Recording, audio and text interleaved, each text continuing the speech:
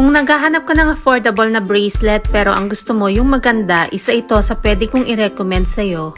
Ito ay 3.75 grams, 24K Korean gold na bibenta at nasasangla at lahat ito ay may authentication card.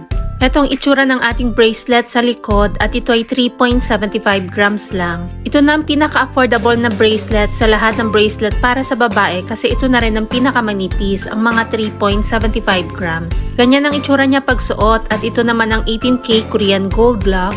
At ang ganitong mga bracelet ay pwede pa sa 7.5 grams and above kung gusto mo na mas makapal ng konti rito. Meron ding pang set na earrings at necklace para dito. Ang rate ng gold ay nagbabago everyday kaya hindi natin nilalagay ang price sa video. Ang mga jewelry natin ay pwede sa cash, 2 gifts, or ilang months layaway depende kung saan ka komportable. Kung gustong malaman ng updated price, mag-inbox kay Michelle Yu at follow na rin ang ating TikTok account para updated.